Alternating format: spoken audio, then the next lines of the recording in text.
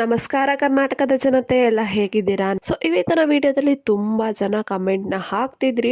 11ನೇ ಕಂತಿನ ಹಣ ಯಾವಾಗ ಬರುತ್ತೆ, 12ನೇ ಕಂತಿನ ಹಣ ಯಾವಾಗ ಬರುತ್ತೆ, ನಮ್ಮ ಜಿಲ್ಲೆಗೆ ಮೊದಲನೇ ಹಂತದಲ್ಲಿ ರಿಲೀಸ್ ಆಗುತ್ತಾ, 12ನೇ ಕಂತಿನ ಹಣ ಯಾವ ಜಿಲ್ಲೆಗೆ ಫಸ್ಟ್ ಹಣನ ರಿಲೀಸ್ ಮಾಡ್ತಾ ಇದ್ದಾರೆ ಸ್ವಲ್ಪ ತಿಳಿಸ್ಕೊಡಿ ಅಂತ ಕಮೆಂಟ್ನ ಹಾಕ್ತಿದ್ರಿ.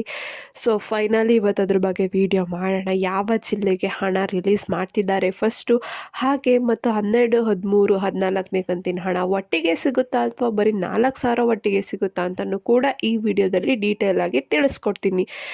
ನಿಮ್ಮ ಜಿಲ್ಲೆ ಇದೆಯಲ್ವೋ ಅಂತ ಚೆಕ್ ಮಾಡ್ಕೋಬೇಕಂದ್ರೆ ವಿಡಿಯೋನ ಎಲ್ಲ ಸ್ಕಿಪ್ ಮಾಡಿದೆ ಕೊನೆವರೆಗೂ ನೋಡಿ. ಬನ್ನಿ ವಿಡಿಯೋನ ಸ್ಟಾರ್ಟ್ ಮಾಡೋಕ್ಕಿಂತ ಮುಂಚೆ ನೀವೇನಾದರೂ ನಮ್ಮ ಚಾನಲ್ಗೆ ಸಬ್ಸ್ಕ್ರೈಬ್ ಮಾಡ್ಕೊಂಡಿಲ್ಲ ಅಂದರೆ ದಯವಿಟ್ಟು ಚಾನಲ್ಗೆ ಸಬ್ಸ್ಕ್ರೈಬ್ನ ಮಾಡಿಕೊಂಡು ವಿಡಿಯೋನ ಆದಷ್ಟು ಎಲ್ಲರಿಗೂ ಶೇರ್ ಮಾಡಿ ಅಂತ ಹೇಳ್ತಾ, ಕನ್ನಡದವ್ರಿಗೆ ಸಪೋರ್ಟ್ ಮಾಡಿ ಅಂತ ಹೇಳ್ತಾ, ಇನ್ನೂ ವಿಡಿಯೋಗೆ ಲೈಕ್ ಕೊಟ್ಟಿಲ್ಲ ಅಂದರೆ ದಯವಿಟ್ಟು ವಿಡಿಯೋಗೆ ಲೈಕ್ ಕೊಟ್ಬಿಟ್ಟು ವಿಡಿಯೋನ ನೋಡಿ. ಹೌದು, ತುಂಬ ಜನಕ್ಕೆ ಗೊತ್ತು 11ನೇ ಕಂತಿನ ಹಣ ರಿಲೀಸ್ ಆಗಿದೆ. 12 ಜುಲೈ ತಿಂಗಳು ಹಣ, 13 ಆಗಸ್ಟ್ ತಿಂಗಳು ಹಣ, ಬರೋಬ್ಬರಿ ಸೆಪ್ಟೆಂಬರು ಮುಗ್ದೋಗ್ಬಿಡ್ತು. ಅಂದರೆ 14ನೇ ಕಂತಿನ ಹಣನೂ ಕೂಡ ಸರ್ಕಾರದವರು ರಿಲೀಸ್ ಮಾಡಬೇಕು. ಬರೋಬ್ಬರಿ 3 ತಿಂಗಳಿಂದ ಪೆಂಡಿಂಗ್ ಹಣ ಅಂದರೆ 6,000 ರೂಪಾಯಿ ಪೆಂಡಿಂಗ್ ಹಣ ಇದೆ.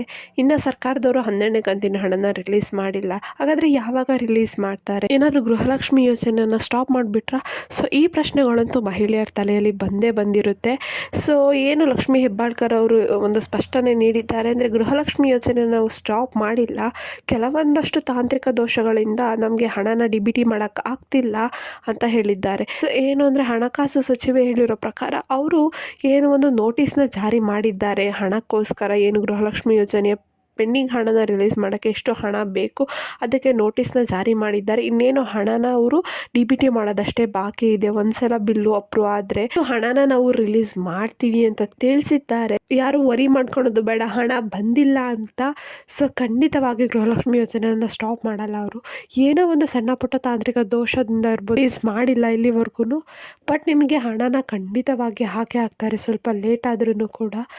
ಮಾಹಿತಿ ಪ್ರಕಾರ ಸೋಮವಾರದಿಂದ ಹಣನ ಹಾಕ್ತೀವಿ ಅಂತ ಹೇಳಿದ್ದಾರೆ ಎಲ್ಲ ಮಹಿಳೆಯರ ಖಾತೆಗೂ ಕೂಡ.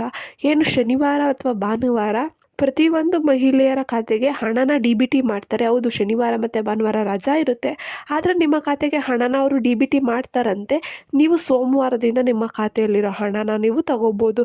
ಹಾಗಿದ್ರೆ ಯಾವ ಯಾವ ಜಿಲ್ಲೆಗೆ ಮೊದಲನೇ ಹಂತದಲ್ಲಿ ಹಣನ ಹಾಕ್ತಿದ್ದಾರೆ? ಎಲ್ಲ ಜಿಲ್ಲೆಗಳಿಗೂ ಕೂಡ ಒಂದೇ ದಿನ ಹಣನ ಹಾಕೋಕ್ಕಾಗಲ್ಲ. ಅವರು ಹಂತ ಹಂತವಾಗಿ ಜಿಲ್ಲೆಗಳನ್ನ ಡಿವೈಡ್ ಮಾಡಿರ್ತಾರೆ. ಇಷ್ಟು ಜಿಲ್ಲೆಗೆ ಒಂದಿನ, ಇಷ್ಟು ಜಿಲ್ಲೆಗೆ ಒಂದಿನ ಅಂತ ಹಣನ ರಿಲೀಸ್ ಮಾಡ್ತಾರೆ. ಹಾಗಾದರೆ ಮೊದಲನೇ ಹಂತದಲ್ಲಿ ಯಾರಿಗೆ ಹಣ ಸಿಗ್ತಾ ಇದೆ ಅಂದರೆ, ಸೋಮವಾರ ಯಾರು ಹಣನ ಪಡ್ಕೋಬೋದು ಅಂತ ನೋಡೋದಿದ್ರೆ, ಒಂದು ಚಾಮರಾಜನಗರ, ಮೈಸೂರು, ಮಂಡ್ಯ, ಕೋಲಾರ, ಬೆಳಗಾವಿ, ಉಡುಪಿ, ಹಾಸನ, ತುಮಕೂರು, ಚಿತ್ರದುರ್ಗ. ಇಷ್ಟು ಜಿಲ್ಲೆಗಳು ಮೊದಲನೇ ಹಂತದಲ್ಲಿ ಹಣನ ಪಡ್ಕೊತಾ ಇದ್ದಾರೆ. ಇನ್ನು ಎರಡನೇ ಹಂತದಲ್ಲಿ ಕೋಲಾರ, ಬೆಂಗಳೂರು ಉತ್ತರ, ಬೆಂಗಳೂರು ದಕ್ಷಿಣ, ಬೆಂಗಳೂರು ನಗರ, ಬೆಂಗಳೂರು ಎರಡನೇ ಹಂತದಲ್ಲಿ ಇವರು ಹಣನ ಪಡ್ಕೊತಿದ್ದಾರೆ.